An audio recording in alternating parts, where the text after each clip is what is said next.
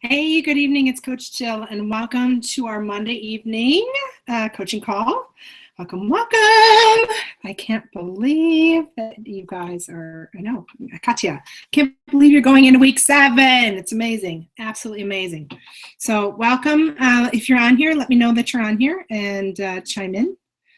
I see Suzanne on here. I see Cheryl on here. Awesome. Welcome to the call. Open your chat. You can chat with us live. We're just waiting for Penny and Paula to join us here. So as soon as they get on here, we'll move forward and have a little fun here tonight. So let me know how you're doing. Put your results inside the chat. Let me know. And bear with me, we're going to turn off some notifications here so that everybody doesn't keep pinging in. Anyways, Paula and Penny in here.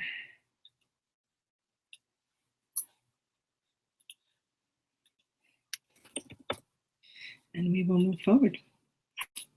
All right. So, hey, Suzanne, nice to have you here. So glad you're here. Let me know how you guys are doing. What were your results like this week? I want to hear what's going on. Suzanne, you're newer. So those who started with us at the beginning of April, you're going into week 7, which is pretty amazing. And Suzanne, I know you're just getting started. You're in, I believe, going into week 2. Hey, Penny, Paula. Hi. Can you hear me? Let us know what's going on and keep us posted here on your results. I want to see some results. I see you guys chime in and tell me you're here, but let me know your results from this week. Yes, I can hear everybody. I can hear everybody. All right. So we are going into week 7. So week 7 is level 2, week 3. I always have to think on that. Yes, level 2, week 3. Yeah. So what is different about this week? For those of you who started in April with us, that's where you're at. That's where you should be at.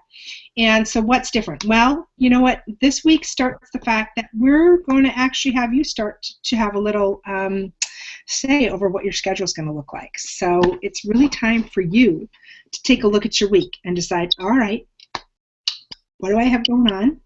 What's my week like? And what do I want to do this week? So this is actually, you're going to be in the driver's seat this week. What's important? Here's the important things. You got to remember the couple basic rules. 1 A-day and 1 C-day. Those are musts. You have to have those. What's in between is all up to you based on where you're at. So what do I mean by that? Well, are you still looking to lose weight? If the answer is yes to that, well, then maybe you need to add 1 or 2 more A-days. Are you almost at your goal weight? Okay, well, if you're almost at your goal weight, then you can back down 1 or 2 A-days and be at whatever works for you. What is your fitness like? What are you doing for fitness? Are you doing heavy-duty workouts? Are you doing, 60 to 90-minute workouts a couple of days a week? Well, guess what? If you're doing 60 to 90-minute workouts, you need to make sure that you have more C days in your week. So if your workouts are 30 to 60 minutes, you can do those on B days. Perfectly fine. But when you're doing those heavy-duty long workouts, those need to be C days. Really need to be C days. Otherwise, you're really not supporting your body properly. So if you're CrossFitting, if you're doing a double workout, say you're doing 1 in the morning, 1 in the evening, you really need to be on a C day. You need to be doing a C day. For a marathon? Yeah, training for a marathon. We actually have a couple people that are training for a marathon. Yeah. So absolutely you need to be pairing the proper fitness with the right type of day. So if you have questions, please post them. Katya says she lost a pound. Excellent. Love that. She's maybe because I couldn't exercise as much as I needed, but I did lose inches everywhere except my waist. Probably because I'm on your monthly and started taking turmeric to see if it helps. Well, here's the thing, Katya. You know what? Yes, you lost 1 pound, which is fantastic. But if you lost inches from everywhere, That's a huge gain. That means that you had a great week of fat loss. So that's fantastic. Remember this piece, and I think this is sometimes where we get a little bit sidetracked. If you're losing inches from week to week consistently, and maybe the scale's not budging as fast as you like it to go down, if you're losing inches every week, that's fat loss. That's what you want. That's exactly what you want. That is your permanent weight loss. That's what you're looking for. Now, I know in previous groups, sometimes people get a little frustrated as they start to move through this program, and they're not seeing the scale moving, and they're not seeing the progress. Well, sometimes we have to look to other ways to check our progress from week to week as you get further along in this. And you have several options. You definitely have several options. Number one, you need to continue to watch your SHMECs. So for anybody who's new and doesn't know what SHMECs are, SHMEC stands for sleep, hunger, cravings, energy, and mood. Okay? You need to be checking those each week. So you need to watch those. What else can you do? What other ways can you monitor what you're doing? Well, you can start to check your body fat loss, your body fat percentage. And how do you do that? Well, you have several options. Yes, you can go into a doctor's office, but that gets really expensive to go into a doctor's office all the time. So they do make body fat monitors. You can get them on Amazon for $25-$30, I believe. I think I paid for mine. The one that I use is the Omron. You hold it. It's like holding a steering wheel, basically.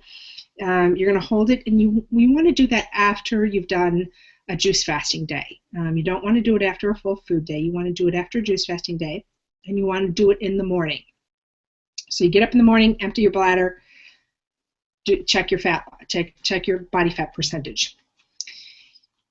If you opt to do this method, it's something you need to get consistent with. So you need to be doing it once a week. It's not something you want to do every day. You want to do it once a week. So when I check my body fat, it's always on a Saturday, and it's always after I've done a juice fast. Paula, I know you do this method. What's your typical?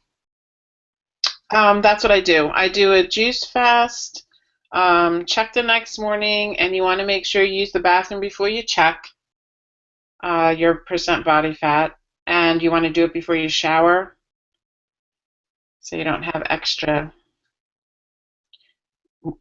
fluid and things like that. So that's perfect. That's what I do. Yeah. So make sure that you are, you're doing it consistently. I'm sorry.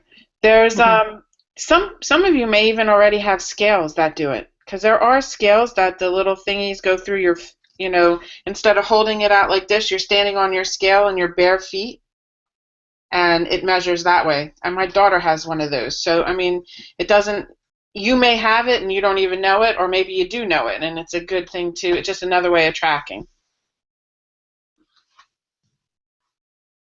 Thank you, Paul. I love it. Yeah, and it is. Some of the scales have built in. You can get ones with, my previous scale had a fat monitor. Also had a hydration monitor on it, which was, I don't know how accurate it was, especially if you have tennis shoes on and you take your feet out and your feet are kind of moist from being in shoes.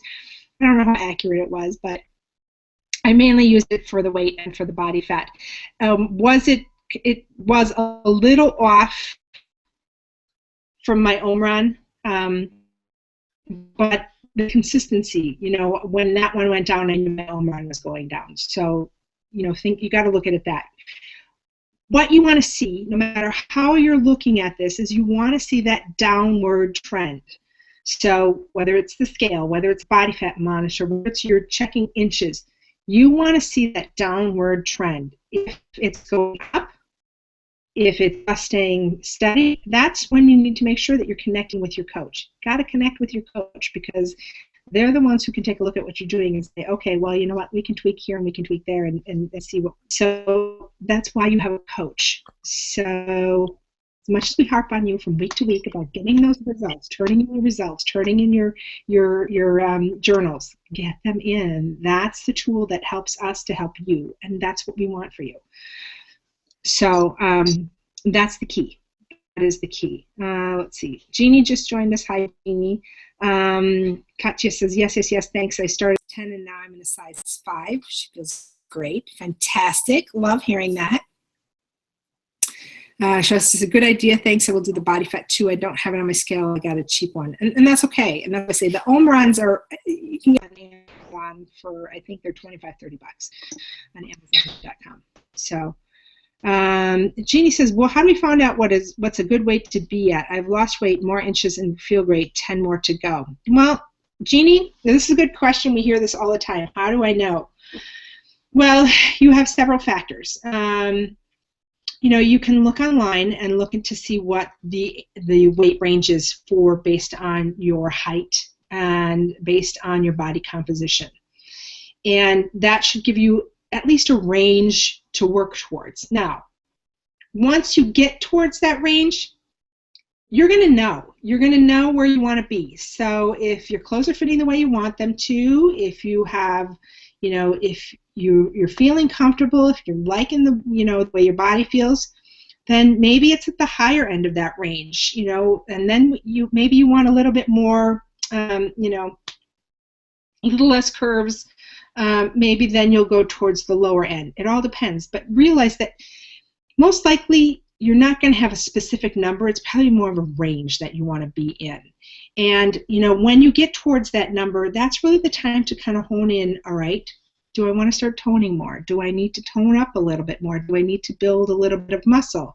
And realize that when you opt for that option, so when you start to tone up, when you start to maybe add a little bit of lean muscle, is that number on the scale going to change? Yeah, it's going to change. It's going to change. So that's why we have all these factors that we take into account, because you want to see how your clothes are fitting. Are you liking what you see in the mirror? Now, here's the thing I caution you about. Do you like what you see in the mirror? We all have a tendency to be very critical of ourselves. You know what? And you have to step back from that. You absolutely have to step back from that. That is a sabotage piece, which we learn to do. So you have to step back from that. So overall, and sometimes rather than looking in the mirror, sometimes you need to look at pictures, And this is why we have you do before pictures. This is why we ask you to do pictures once a month, because we want you to see that progress as you're going along. So, realize that this is all a process. This is something that you're going to be working on for the rest of your life. Is it always going to be, that big amount of weight that you have to lose? No, it's not. But when you get down to where you want to be at, then it's going to be maintaining it. But it's going to be much easier to maintain it because you know how to maintain this. So it's not going to be this continuous up and down and up and down. And maybe you've had diets before where, you lost 10 pounds and you went off and you went back to eating the way you did, and then you put 20 pounds back on. Well, you're not going to have that because you're going to know exactly what you need to do. Maybe you'll put on a few extra pounds because you've kind of, not been on plan and doing what you're supposed to do, but you're going to realize it, and then you're going to know exactly what you have to do to get back on. So, it's multiple factors. Penny, Paula, you want to add anything to that? They're not unmuting, so I'm guessing that's a no. There they go. I think you've covered it. Yeah, I think so too. You did a good job. You have to measure several different ways so that you can, be happy about your progress. Because if one way doesn't move, something else is bound to. So. I think one of the, and I always love to do this, find something that you were wearing when you started this program. Put it on now and see how it fits now. And you're going to know, you're going to see the difference. Even if you're not seeing it immediately when you're looking in the mirror, think of how something, or find a picture of you wearing something that maybe was a little bit snug on you. Try it on now. And I specifically remember Paula with a certain top that she wore, and I remember her saying this, and she's like, I wore this on Mother's Day, and then I wore it the next year, and it was, tell the story, Paula. Well, I purposely kept it because I knew that I was losing weight, so when I got rid of all my clothes that were too big, after 30, 40 pounds, clothes don't fit. But I kept that shirt because I knew that I had a picture taken on Mother's Day. That was in May, and I started in July that I was going to want to see what it looked like a year later. So I was sitting on the couch with my husband and my two daughters, and I made us all sit on the couch in the same spot, and I had the same clothes on, and you can truly see the difference in how my face looks, how much lower the neckline was hanging a year later. I still have the shirt. It's probably the only piece of clothing I have from, and it sounds quirky, but if you put it on and it's not looking the way that you want it to look, then you're right. You are, you know, you need slipping up somewhere, maybe snacking a little too much or whatever it is, and then like Jill said, you know what you have to do. Get into those A, B, and C days, and you'll be right back where you were in no time. Yeah, absolutely. And that's why I say remember this mindset piece, and this is such a key thing that we stress, is that we're giving you the tools so that you know what to do with your your A, B, and your C days and things like that. But that mindset piece is also, it's bigger than that, because we're giving you that the mindset piece to know, okay, you know what, I'm not going to beat myself up because I had maybe a few bad days, or because I went on vacation, or because I had some stress going on. You're not going to beat yourself up. You're going to use that instead as a tool to say, okay, you know what, this happened, I had this on, but now I am getting back on track. I am going to be good to myself. I'm going to do what I need to do to get right back on track. So you're not going to, you waste all that time beating yourself up, and it's not necessary. You know what? It happened. Let it go and step forward and use that as a stepping stone rather than as a tombstone. So, and that's the key piece. That's the key piece.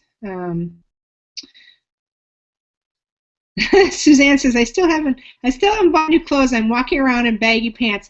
Suzanne, we all did that. I think, Penny, was it you that walked right out of your pajama pants? Yeah. It was me. I remember that. You know what? When you do go to buy those new clothes, it's going to feel so good to be buying smaller clothes. And I encourage you, be one of those people who stands in the dressing room mirror and takes a selfie of yourself in your new clothes. Be proud of that. Be proud of that, and share it with your coach. We want to celebrate that with you. So don't think, I can't be one of those people who does that. Yes, you can, because we've all done it. We have all done it. So another thing is, if you're waiting to go buy new clothes because you're going to lose more weight and you don't want to spend a lot of money on different sizes, it doesn't mean you can't just go out and try on, because that's a lot of fun too. To try on something that secretly you've been wishing you can wear, or that size that you think you should be or you want to be, or you don't even have any clue what size you are. Jill was wearing her daughter's clothes before she went shopping. So, I mean, how cool is that? To be able to wear your teenager's jeans or whatever it was. I mean, we all have stories. So, go out there and create your own story. Absolutely. And I remember that. My daughter and I had the same pair of shorts. And I had her shorts on all day, and then I happened to find mine in the laundry pile. I was like, really? And then I got a little curious. I was doing her laundry, so I started trying on her jeans, and she was home from college. I said, what do you think of those? She said, are you wearing my jeans? Get those off. I said, yes, I am. So, enjoy these moments. Enjoy. You've worked hard. You've worked really hard, so enjoy it. Take those pictures. Show them off. Be proud of what you have done. You're entitled to celebrate. You've all worked very hard. Let's see. Oh, here's a good one. Katya said, any of you ladies have a husband that keeps telling you that you're exaggerating with your new eating habits? How do you make them stop? Oh, Katya, yes. We've all had experiences like this, and it's not just husbands. It can be children, it can be families, it can be friends, and this is really when you need to refocus on your identity. This is exactly when that Y identity is going to be key. And I'm going to tell each one of you, if you haven't done your Y identity, you need to do it now, because this is going to be a key piece. Because when you're having those times where you're feeling down, where people are saying, oh, you don't really need to do that, no, and you start to question yourself, why am I doing this? That's when you need to refer back to that Y identity. And remember why you started this in the first place. Why are you here? So use that as a tool. That is a great tool for you. Same thing if you have not created your vision board. Just do it. Just do it, because that's going to be your motivation to keep reaching and pushing forward towards those goals. And one more thing, you have a supportive community right here. You have the membership, you have your coach, you have all these people that you can reach out to, and this is your support right here. Even if you're not getting support at home, you have support right here. So utilize that. Don't think that you cannot reach out, because every one of us, every person who's been through this program knows what it's like to have those few moments where you feel like, oh, I feel like everybody's against me. I feel like everybody's criticizing me for doing this. Reach out and ask for help and ask for support. That's why we are here. That's why you join this community. So don't hesitate to ask, okay?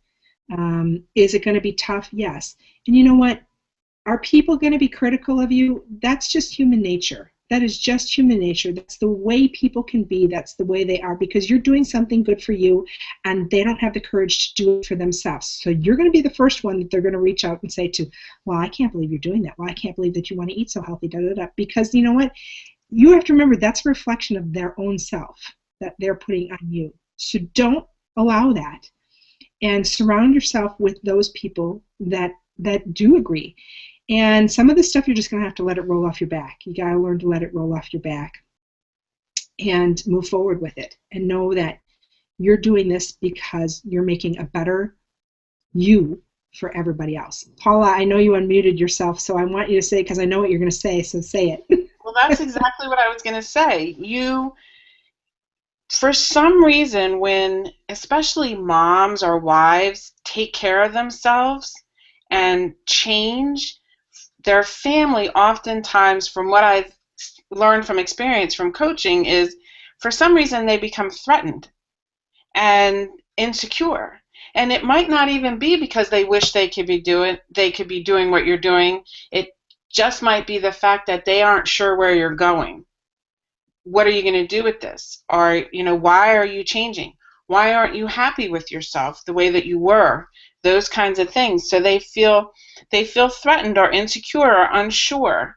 So you just maybe need to reassure them and say, I'm not going anywhere. I'm just, I want to feel better. I feel so much better. I want to be healthy so that I can be here and be energetic with my children, my grandchildren, or, come on, hubby, let's go for a hike, and I don't feel like I'm going to die, 5 minutes into it or whatever. So, I think it's normal that they don't understand, and I think it's important that those that are going through their transformation understand that it's okay for them to feel that way, and it's okay for you to keep doing what you're doing. Love yourself so you can love them more.